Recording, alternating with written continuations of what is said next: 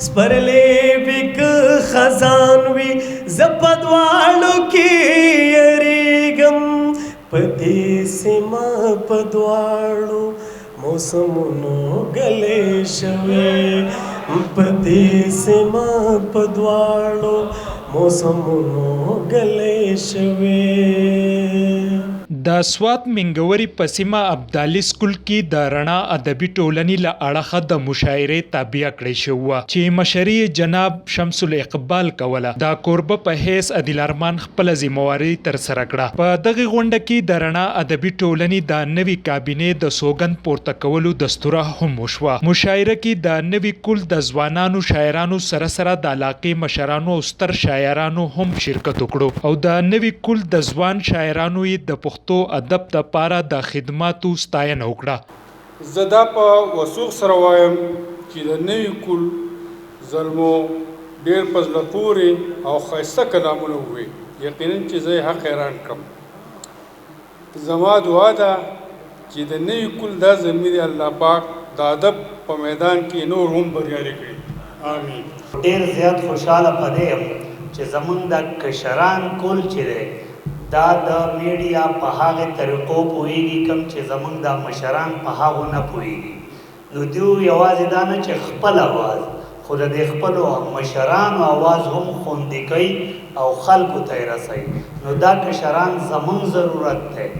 پکار دی چې موږ د دوی په سر هر ځای لاس کیږو او ما خو عطا صاحب دلې تادیو ته ویلي که زموږ کله ضرورت کېده دې کشرانو ته موږ بوته انشاءالله هر وخت داسې چې څو غونډې وشي نو دا کشران به بیا په خپله پوه شي چې موږ ته څه پکار دی او بیا به را روان وخت کې دا خلک استادان دي به بیا د نورو اصلاح کوي محفل کې هغه وخت نور هم خوند پیدا شو کله چې شاعرانو په خپل خوږ اواز کې شاعري په ترنم کې پیش کړه په جهالت کې مختپات شو مونږ د پاتې شو مړ شو بنگلا جیداد موټر بچي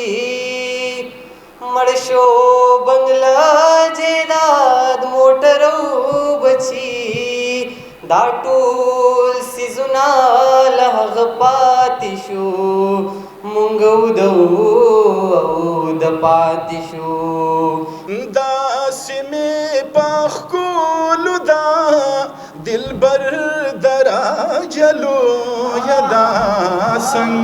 چې پاس سپوږمۍ ستورو دانور درا جالو یدا څنګ چې پاس سپوږمۍ ستورو دانور درا جالو یدا په نوي کول کې مشهور ځوان شاعر او د محفل کوربه عادل ارمان ایم پی نیوز سره د خبرو په موقع وویل چې رڼا ادبي ټولنه ځوان شاعرانو ته موقع په لاس ورکوي چې خپل صلاحیتونه رابرسېره کړي رڼا پښتو ادبي ټولنې سوات 2 کال پوره شو نو د هغې کلیزه مشاعره مو کوله او نوې کابینه ټاکلې شوې وه چونکې کال پوره شوی و نو د نوې